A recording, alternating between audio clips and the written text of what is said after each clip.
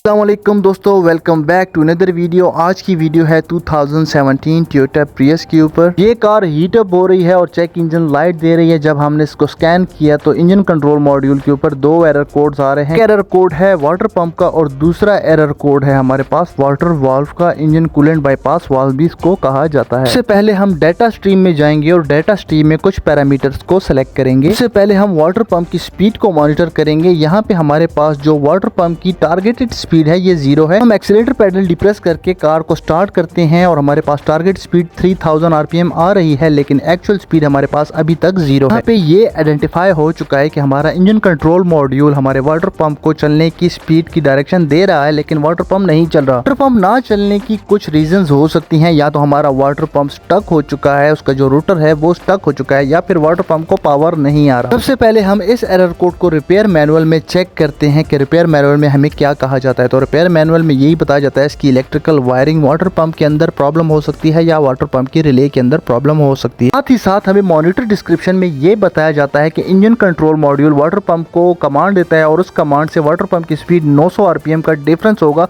तब ये error code detect किया जाएगा। हमारे पास वाटर पंप का कनेक्टर, यहाँ पे हमारे पास इग्निशन का पावर आता है और ये होती है वाटर पंप की रिले के साथ साथ यहाँ पे एक वाटर पंप का फ्यूज भी लगा होता है। 25 एम्पियर का फ्यूज होता है इंजन वाटर पंप के नाम से। सबसे पहले हमने वाटर पंप के पावर एंड ग्राउंड को चेक कर लेना है और मेक श्योर कर लेना है कि हमारा power and ground water pump को मौसूल हो रहा है। वाटर पंप की मोटर को चलाने के लिए वाटर पंप ड्राइवर लगा होता है इसी वाटर बॉडी के अंदर और इसको पावर एंड ग्राउंड मौसूल होना बहुत ही जरूरी होता है। इसके बाद हमारे इंजन कंट्रोल मॉड्यूल से दो वायर्स आती हैं जो कि हमारे वाटर पंप की 2 और 4 नंबर पे कनेक्ट होती हैं। ये दोनों वायर्स इंजन कंट्रोल मॉड्यूल के कनेक्टर से आती हैं। ये है इनकी पिन लोकेशन। दोनों वायर्स पे पल्स विद मॉड्यूलेटेड सिग्नल होता है। इनपुट सिग्नल होता है, दूसरा आउटपुट सिग्नल होता है। Input signal engine control module से मौसूल होता है और दोबारा output signal engine control module को ये बताता है कि इंजन वाटर पंप कितनी स्पीड पे रेगुलेट कर रहा है। जी इंजन वाटर पंप का फ्यूज 25 एम्पियर का फ्यूज है, ये हमने चेक किया, ये बिल्कुल ठीक था। हम इंजन वाटर पंप को खोलेंगे और उसके अंदर लगा हुआ मैग्नेटिक रोटर चेक करेंगे। पंप के अंदर यूज होने वाली जो मोटर है उसको PMSM कहा जाता है, परमानेंट मैग्नेट मोटर को ब्रशलेस DC मोटर भी कहा जाता है। ये 12 वोल्ट 3 फेज मोटर होती है और इसके अंदर लगा हुआ ये परमानेंट मैग्नेट रोटर जो होता है, यहाँ से ये देख सकते हैं ये डैमेज हो चुका है। ये जो चाइनीज रोटर है ये हमने इसके अंदर लगाया है, ये अच्छी तरह से वर्किंग कर जाता है। चाहे तो इसका कंप्लीट वाटर पंप भी रिप्लेस कर सकते हैं। अगर आप काबली वाटर पंप लें तो वो काफी एक्सपेंसिव होगा। अब हम इसको दोबारा से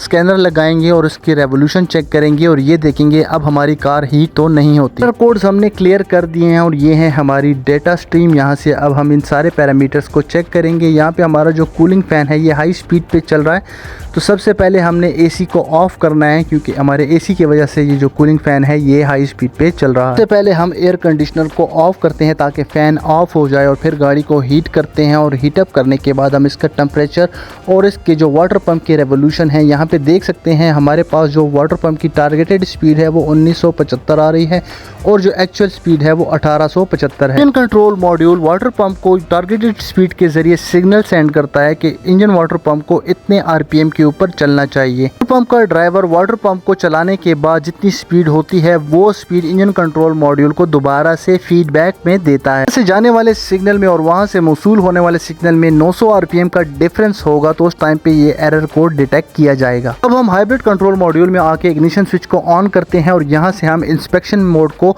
ऑन कर देंगे। इंस्पेक्शन मोड हमारा मेंटेनेंस मोड ही होता है, जो हमारे पास मैनुअल तरीका है हम वहाँ से भी जा सकते हैं, लेकिन हमारे पास स्कैन टूल में इंस्पेक्शन मोड का ऑप्शन होता है। यहाँ पे आपने इस ऑप्शन को सिलेक्ट कर देना है तो गाड़ी जो है वो इंस्पेक्शन मोड में चली जाएगी और आप इसको अच्छी तरह से चेक कर लेंगे। आपको एक्सीलरेटर डिप्रेस करने की ज़रूरत नहीं होगी, इंजन जो है वो खुद ही स्टार्ट रहेगा। हम दोबारा से वो सारे पैरामीटर सेलेक्ट कर लेंगे जो हमने पहले किए थे। इंजन कंट्रोल मॉड्यूल में जाएंगे और ये सारे पैरामीटर सेलेक्ट कर लेंगे।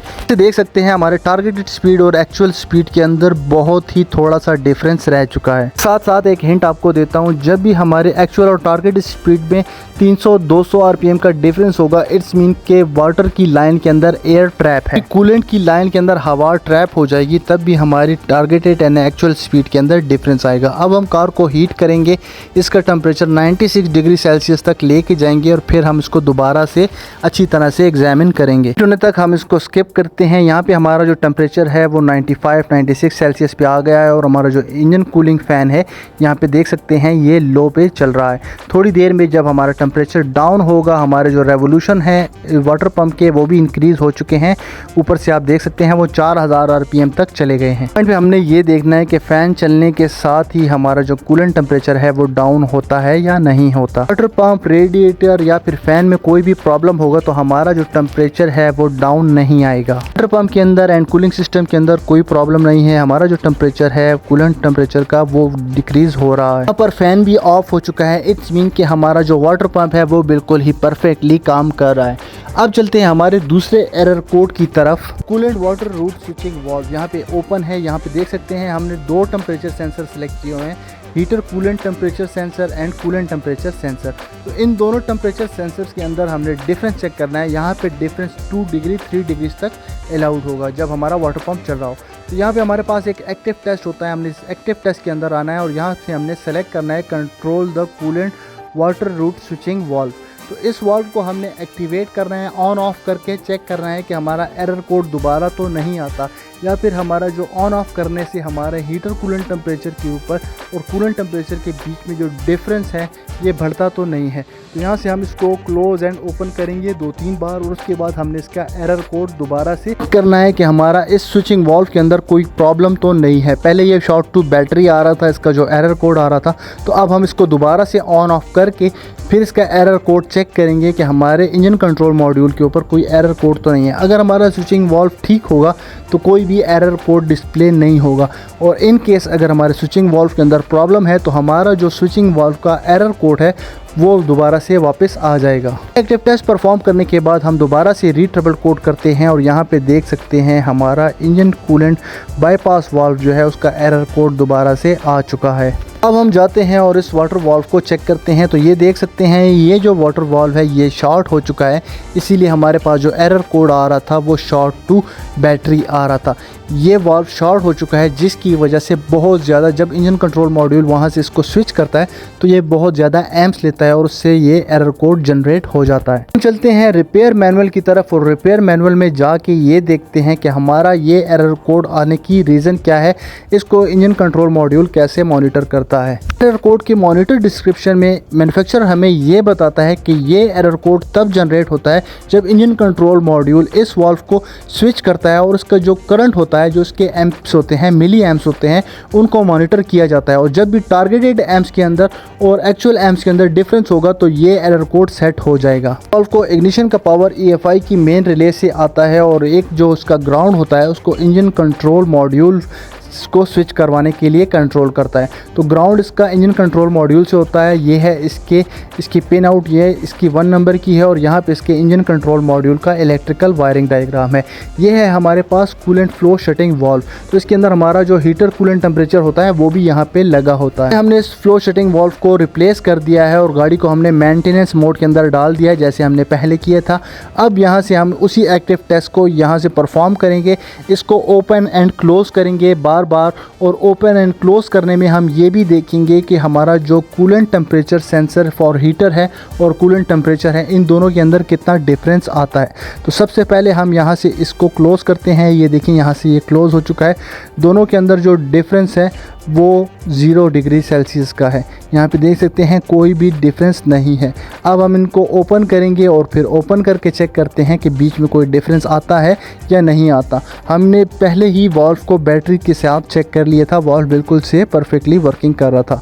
तो यहाँ देख सकते जब हमने इसको ओपन किया तो थोड़ा सा इनके अंदर 1 डिग्री सेल्सियस का डिफरेंस आ चुका है। एक्टिव टेस्ट परफॉर्म करने के बाद हम दोबारा से बैक करेंगे और रीट्रबल कोड करेंगे कि रीट्रबल कोड करने पर कोई एरर कोड दोबारा से जनरेट तो नहीं होता। अगर हमारे वाल्व के अंदर प्रॉब्लम होगा तो ये एरर कोड दोबारा से जनरेट हो जाएगा। केस हमारा फ्लो शटिंग वाल्व जो है वो किसी पोजीशन पे ओपन या क्लोज की पोजीशन पे स्टक हो चुका है तो इंजन कंट्रोल मॉड्यूल दोनों सेंसर की मदद से उनके बीच के डिफरेंस की मदद से ये डिटेक्ट करता है कि ये वाल्व ओपन या क्लोज पे स्टक तो नहीं है। तो ये इसकी डिटेक्शन का क्राइटेरिया होता है, ये भी आपके साथ शेयर कर दिया गया है।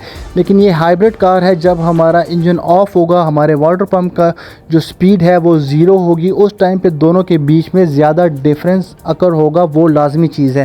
लेकिन जैसे ही इंजन स्टार्ट हो तो इंजन के स्टार्ट होने के साथ ही 3 सेकंड के अंदर 4 सेकंड के अंदर इन दोनों की वैल्यूज़ को विद इन 3 डिग्री के डिफरेंस में आना चाहिए। अगर ये दोनों इतनी वैल्यूज़ के करीब नहीं आते, इंजन कंट्रोल मॉड्यूल इस वाल्व को स्टक समझेगा और हमारे पास एरर कोड इसका आ जाएगा। मिलते हैं नेक्स्ट वीडियो में किसी और टॉपिक के साथ, तब तक ध्यान रखिए। अल्लाह हाफिज़।